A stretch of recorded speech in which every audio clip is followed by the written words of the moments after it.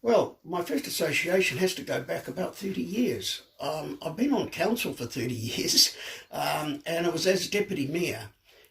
And I got involved in the Kerepehi Browns because I realised that they were struggling a little bit, and they were they were doing well, but their building was really is in a bad state.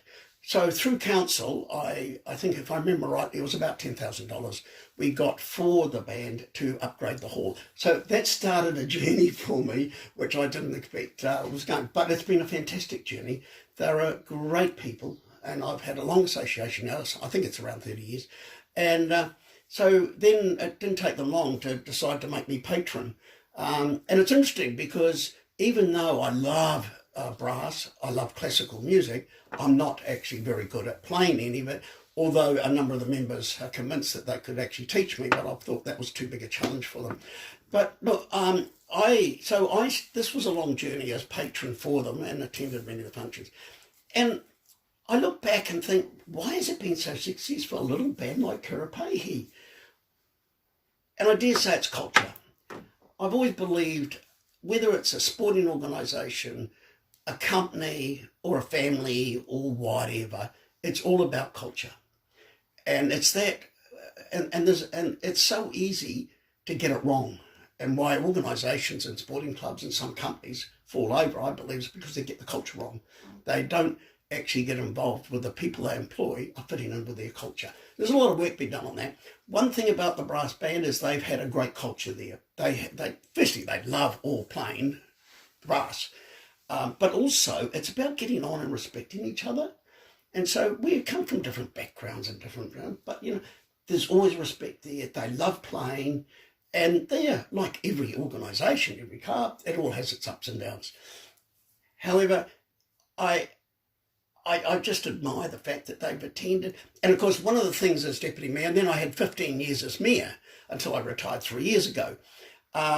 And of course, over those 30, even as deputy, we did Anzac services, and we used to take the civic ceremony, and the brass band would turn up every single time. And I think they've hardly missed one until we got to COVID. And of course, they missed one. I think it was only the one that they missed. But, they turned up, and I can remember them marching down the main street for year after year with the RSA to the civic ceremonies. And they would do Paeroa and Ngātia services. And that's the other thing. The band has, through that, they've had huge amount of respect and acknowledged about the work that they do.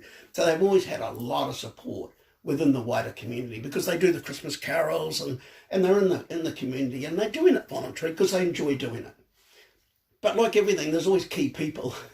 And I couldn't not have this interview without talking about Rowan, of course. And Rowan Garrett is an amazing man.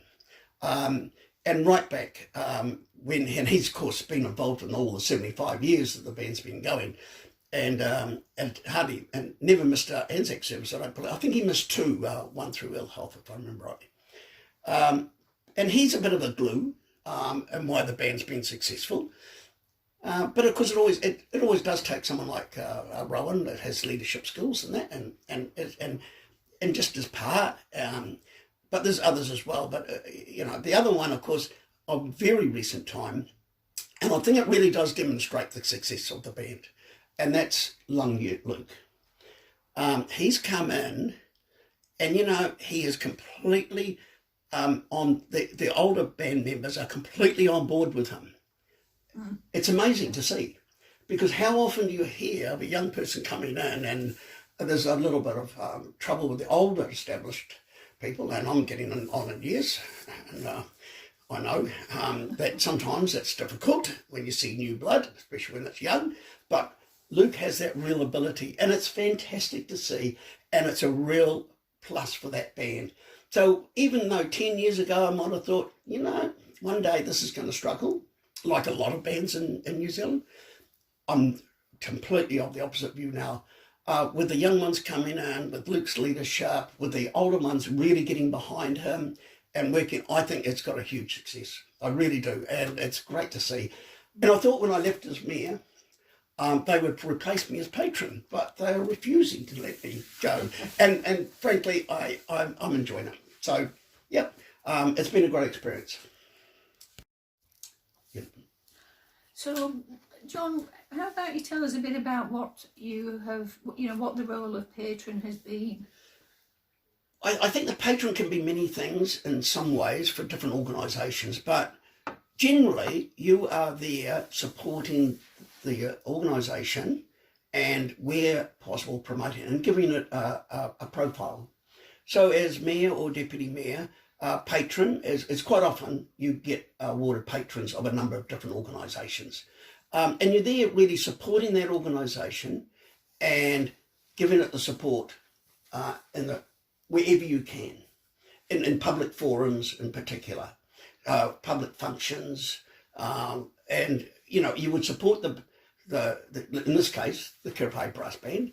If I was going to a function and I thought it was appropriate for the Kerepehi Brass Band to be there to perform, I could ask the band. So it works a little bit both ways. So they support me as mayor, or deputy mayor, as it was in the first 15 years, or vice versa. You're supporting the band. So it's a sort of I'm trying to think of the word.